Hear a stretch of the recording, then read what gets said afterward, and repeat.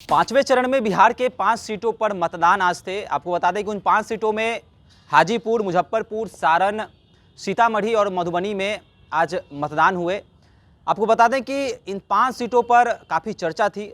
कई दिग्गज भी चुनावी समर में उतरे हुए थे, चाहे वह चिराग पासवान की बात कर ले, बिहार विधान परिषद के सभापति देवेश चंद्र ठाकुर की बात कर ले, या फिर राजीव प्रताप रूडी की बात कर ले, रोहिणी आचार्य की बात कर ले।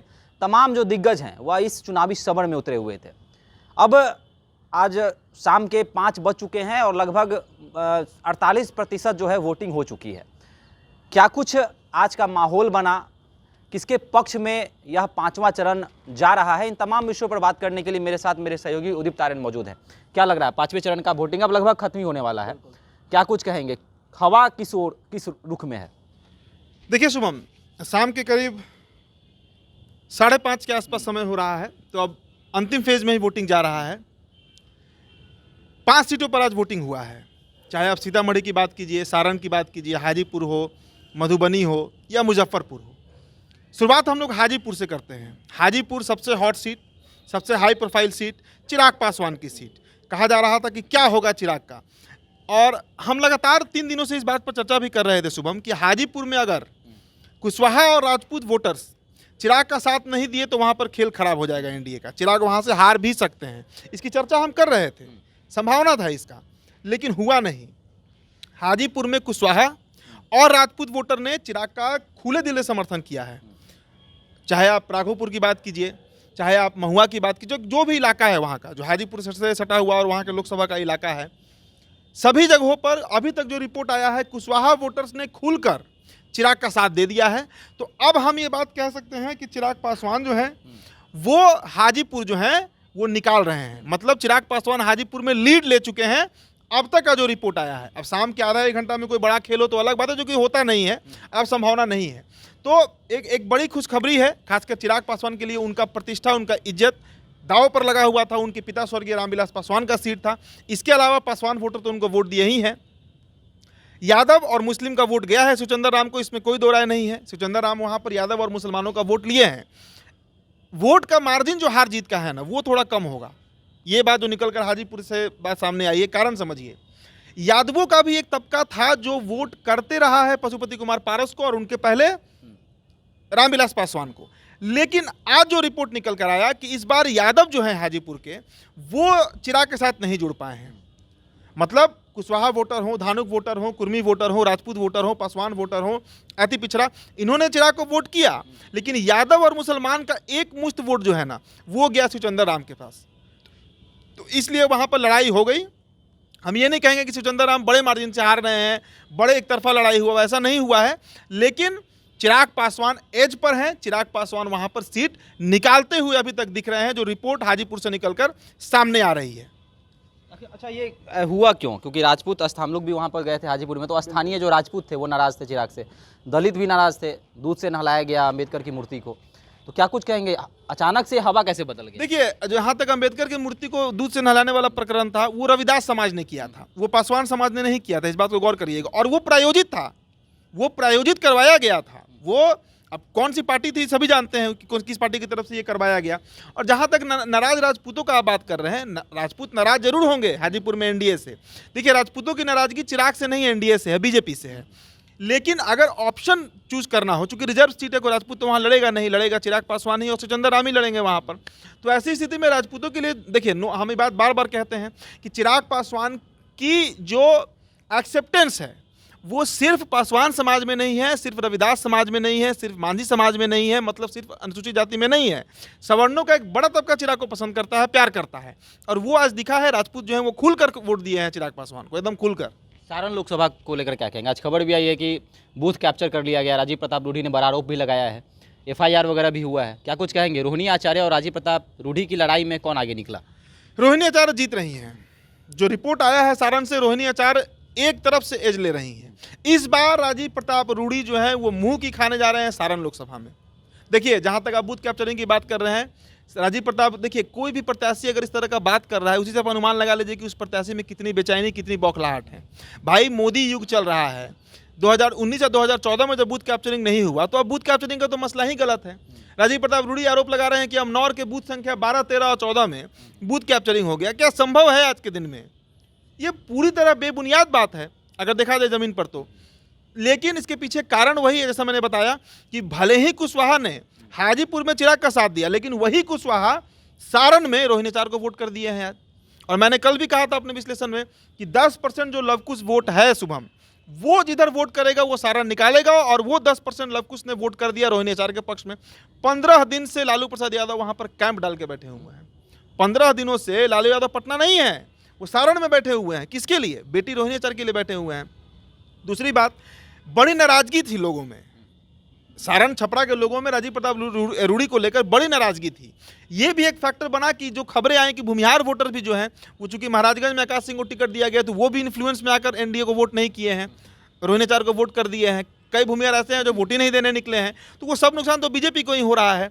मेरा जो अपना आकलन है, जो सारण से बातें निकल कर सामने आ रही हैं, मेरे सोर्स जो बता रहे हैं, देखिए सोर्स गलत भी हो सकता है, हम इन्हीं डंके की चोट पर नहीं कोई बात का ऐलान कर देंगे, लेकिन जो बातें निकल कर आ रही हैं सामने, उसके अनुसार जो संभावना बन रहा है सारण में बड़े मार्जिन से, जैसे मैंने हाजीपुर में कहा ना कि छोटे मार्जिन से चिराग निकलेंगे, लेकिन सारण में बड़े मार्जिन से रोहिणी आचार्य जो है वो क्लिक करने जा रही हैं। और अगर एक बार रोहिणी आचार्य जीती वहाँ पर, तो उनके पिता की विरासत है, उनके पिता की हायरकी है, लेगेसी है। 4 बार सांसद रहे हैं वहाँ पर लालू प्रसाद यादव, 1977 में, 89 में, 2004 में, 2009 में वो गढ़ रहा है लालू यादव का। तो वहाँ पर रोहिणी का जितना भी कोई बहुत अचंभित नहीं करेगा, लेकिन ये कहिए कि पिता के लेगेसी को संभालने के लिए रोहिणी आचार्य आगे आई और उसमें बड़े स्तर पर सफल भी होते अब दिख रही हैं। और सबसे बड़ी बात समझिए कि मीसा भारती बड़ी बेटी हैं, 2 बार से चुनाव हार रही हैं, लेकिन रोहिणी आचार्य पहली बार में चुनाव जीतने जा रही हैं। इसका एक और कारण ये भी है कि एक ऐसे प्रत्याशी को वहाँ पर भाजपा ने उतार दिया, इसके खिलाफ माहौल था। राजीव प्रताप रूडी राजपूतों उनको वोट कर दिया, लेकिन सिर्फ राजपूतों के वोट से बीजेपी कभी सारा नहीं जीती है।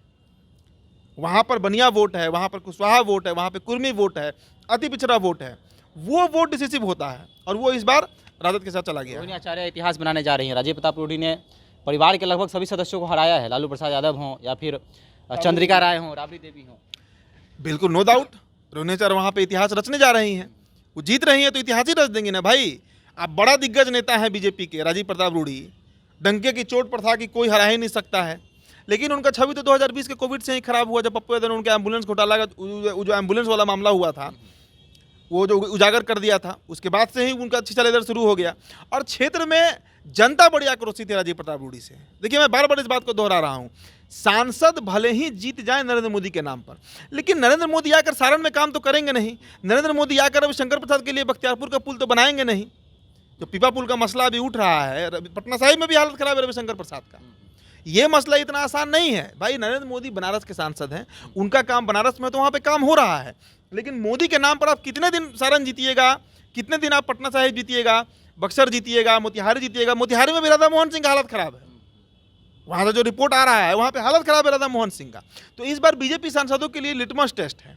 इस बार मोदी के नाम पर बिहार में कोई बीजेपी का सांसद नहीं, अपने काम पे वो जीतेगा तो जीतेगा। बारके सिंह अगर आरा जीतेंगे तो अपने काम पर जीतेंगे। तो ये बड़ा फैक्टर बनने जा रहा है। राजीव प्रताप रूडी वहाँ पर इस बार गेम जो है वो लूज करते हुए दिख रहे हैं। मुजफ्फरपुर के लिए क्या कहेंगे? चर्चा इसका भी बना हुआ था, सिटिंग सांसद का टिकट काटा गया, क्या लग रहा है कि मुजफ्फरपुर निकल रहा है? पंजा वहाँ पर जीत रहा है, अजय निषाद वहाँ पर जीतते हुए दिख रहे हैं। अभी तक जो रिपोर्ट आया है मुजफ्फरपुर लोकसभा में, जो रिपोर्ट निकल कर छन कर जो बातें सामने आई हैं, अभी तक मल्लाह वोट पड़ा अजय निषाद को पूरा। इसके अलावा भूमिहार वोट भी इस बार बड़े तबके में, बड़ा स्तर पर भूमिहार वोट जो है, देखिए मैंने कहा था ना कि 4 दिन पहले भूमिहारों की एक बैठक हुई थी, उसका असर दिखा कि मुजफ्फरपुर के भूमिहार भी इस बार कांग्रेस के साथ चले गए हैं। यादव वोट तो है ही उन लोग के साथ, मल्लाह वोट है और भूमिहार वोट है, तो वहाँ पर भी कैप्टन अजय निषाद जो हैं, और अजय निषाद 2 बार सांसद रहे हैं, उनके पिता भी सांसद रहे हैं, तो अजय निषाद को पूरा वहाँ का बूथ बूथ का नॉलेज है। राजभूषण चौधरी निषाद पहली बार चुनाव लड़ रहे हैं और मोदी जी के नाम पर लड़ रहे हैं। उनका कोई काम तो वहाँ पर किए नहीं, जब वो एमपी ही नहीं रहे हैं, पिछले बार चुनाव हार भी गए थे। तो उनके साथ ये सबसे बड़ा ड्रॉबैक हो गया कि उनकी जो तजुर्बा है अजय निषाद का, और सबसे बड़ी बात कि तजुर्बा भी काम नहीं आता अगर जातीय गोलबंदी नहीं होता, अगर भूमिहार वोटर नहीं टूटते, मल्लाह वोटर नहीं इधर आते। मुकेश सहनी फैक्टर भी काम कर गए, मुजफ्फरपुर में, तो मुजफ्फरपुर में भी अजय निषाद जो है वो लीड लेते हुए, अभी तक जो खबर निकल कर आई है, आज 20 मई को जो वोटिंग हुआ है उसमें मुजफ्फरपुर में अजय निषाद लीड ले रहे हैं। कांटे की लड़ाई हुई, हम इस बात से इनकार नहीं करेंगे, लेकिन अभी तक का जो एज कहिएगा ना कि आगे कौन निकलते हुए दिख रहा है मुजफ्फरपुर में सभी विधानसभा या बूथ के स्तर पर, तो वो अजय निषाद ही है। शुभम, मधुबनी के लिए क्या कहिएगा? हुकुमदेव नारायण यादव का गढ़ है, बेटा इस बार खड़े हुए थे, क्या लग रहा है कि इस बार भी निकालेंगे? अली अशरफ फातमी वहां पर आगे हैं। देखिए, अब हमारे दर्शक कहेंगे कि हम एनडीए के खिलाफ खबर कर रहे हैं। एनडीए के खिलाफ खबर करना हमारा कोई उद्देश्य नहीं है। हम जो खबर है, जो मतलब जो एक्यूरेट बात है, वो बात कैमरा पर रखते हैं। अब आप पूछिएगा मधुबनी में, तो वहाँ पर भी एक तरफा लड़ाई नहीं था, कांटे की टक्कर थी। इस बार प्रत्याशी बदला गया वहाँ पर, और प्रत्याशी बदलने का ये परिणाम हुआ कि अली अशरफ फातमी जो है वो वहाँ पर लीड लेते हुए अभी तक जो रिपोर्ट आया है दिख रहे हैं। और इसके पीछे कारण वही, जैसा मैंने बताया ना, कल भी बोला था कि यादव वोटों में जो सेंधमारी बीजेपी कर रही थी पिछले 2 बार से, और उसके पहले हुकुमदेव नारायण यादव का एक अपना वर्चस्व, एक अपना छवि है मधुबनी में, वो इस बार थोड़ा सा डिसमेंटल हुआ। चूंकि अशोक यादव रहे वहाँ पर एमपी एक टर्म, लेकिन उन्होंने वैसा कोई काम नहीं किया। और मैंने कहा ना कि इस बार बीजेपी में मोदी जी के नाम पर सांसद नहीं जीतने वाले हैं। अगर वो खुद कुछ काम नहीं किए होंगे अपने इलाकों में, तो उनके खिलाफ एक बड़ा इनकम्बेंसी दिखने को मिल रहा है। बार बार मैं इसकी चर्चा, देखिए 5वें चरण का आज मतदान हो गया, 4 चरण से मैं इसी बात को दोहरा रहा हूँ कि सांसदों का अपना उपलब्धि पर वोट पड़ेगा तो पड़ेगा। मोदी जी कितना भी इस बार आगे गुणगान करेंगे ना, बिहार में लोग इस बार जागरूक हैं। इस बार वो वेव नहीं है नरेंद्र मोदी का कि कोई भी सीट में किसी को उतारा जाए और वो सीट जीत जाए। पटना साहिब जैसे सीट पर जब नरेंद्र मोदी को रोड शो करना पड़ा, जो सबसे सेफेस्ट सीट माना जाता है बीजेपी के लिए, तो इसी से आप अंदाजा लगा लीजिए कि लड़ाई कितने कांटे की होगी। शुभम, तो मधुबनी में भी लड़ाई कांटे की है, नेक टू नेक फाइट है। अब कोई भी निकल सकता है, ये हम नहीं कहेंगे कि वहाँ पे अली अशरफ फातमी जो जीत रहे हैं, या वहाँ पर अशोक यादव हार रहे हैं, या अशोक यादव जीत रहे हैं, ये कहना सही नहीं होगा। लेकिन ये हम पक्के तौर पर कह रहे हैं कि कांटे की लड़ाई हुई, जो भी जीतेगा कम मार्जिन से जीतेगा वहाँ पर। मतलब जैसे पिछले बार 2019 में कई सीटों पर 3 लाख, 4 लाख, 5-5 लाख का मार्जिन रहा था, वो इस बार बिहार में कहीं नहीं दिखेगा। वो इस बार बिहार में कहीं नहीं दिखेगा, मार्जिन कम होगा, और वो कम होकर 25,000, 50,000, 1 लाख तक के अंदर में ही प्रत्याशी हार जीत का फैसला मधुबनी में भी जनता ने कर दिया है। सीतामढ़ी को लेकर काफ़ी चर्चा थी, बिहार विधान परिषद के सभापति देवेश चंद्र ठाकुर और अर्जुन राय के बीच में लड़ाई थी, अमित शाह भी पहुंचे हुए थे। वैश्य वोटर किस तरफ गए हैं सीतामढ़ी के? क्या वैश्य वोटरों ने एनडीए को वोट कर दिया, या फिर जो नाराज थे महागठबंधन की ओर वोट गया? देखिए, सीतामढ़ी में तो हम इसमें कोई अतिशयोक्ति नहीं होगा कहने में कि देवेश चंद्र ठाकुर ने एज ले लिया है। जेडीयू सीतामढ़ी जीत रही है, इस बात को कहने में मुझे कोई अब हिचकिचाहट नहीं है, और इसका अनुमान भी था। देवेश चंद्र ठाकुर को अधिक समय भी मिला चुनाव प्रचार का। शुभम, पिछले 6 महीने से मोटा मोटी वो सीतामढ़ी में जमे हुए थे। 6 महीने पहले ही उन्होंने ऐलान कर दिया था कि नीतीश कुमार ने उनका टिकट कंफर्म कर दिया। दूसरी बात, साफ सुथरा चेहरा है, और सुनील कुमार पिंटू का टिकट काट कर वहाँ पर जदयू ने चतुराई किया। अगर इस बार सुनील कुमार पिंटू लड़ रहे होते सीतामढ़ी, तो अब मान कर चलिए कि वहाँ पर अली अशरफ फातमी जो है वो बड़े मार्जिन से आगे निकल जाते। अर्जुन राय, माफ़ कीजिएगा, अर्जुन राय निकल जाते हैं आगे वहाँ पर। लेकिन सीतामढ़ी में जो जेडीयू का एक्सपेरिमेंट है देवेश चंद्र ठाकुर को लेकर, वो सफल रहा। वैश्य वोटर की जहाँ तक आप बात कर रहे हैं, तो वैश्य वोटर सीतामढ़ी में देवेश चंद्र ठाकुर को वोट किए हैं, और खुलकर किए हैं। जो वहाँ पर बताया जाता है कि 12 से 15% जो वैसे वोटर हैं, उनका वोट उनको मिला है। अति पिछड़ों का वोट बीजेपी को मिला है, मतलब माफ़ कीजिएगा, जेडीयू को मिला है नरेंद्र मोदी के नाम पर, देवेश चंद्र ठाकुर को मिला है। इसके अलावा ब्राह्मण वोट तो एक मुश्त मिला है, सवर्ण का पूरा वोट, राजपूत कहिए, भूमियार कहिए, पूरा वोट इनको मिला है। तो देवेश चंद्र ठाकुर जो हैं वो सिंगल एज लेते हुए सीतामढ़ी में आगे दिख रहे हैं। देखिए, वो सीट पारंपरिक रूप से यादवों का सीट रहा है, ज़्यादातर सांसद सीतामढ़ी में यादव ही बने हैं, लेकिन इस बार वहाँ पर एक नया प्रयोग किया गया जेडीयू की तरफ से, ब्राह्मण को उतारा गया, और साफ सुथरा छवि, विवाक छवि रहा है देवेश चंद्र ठाकुर का। तो देवेश चंद्र ठाकुर वहाँ पर एज लेते हुए दिख रहे हैं, जो अभी तक का रिपोर्ट आया है।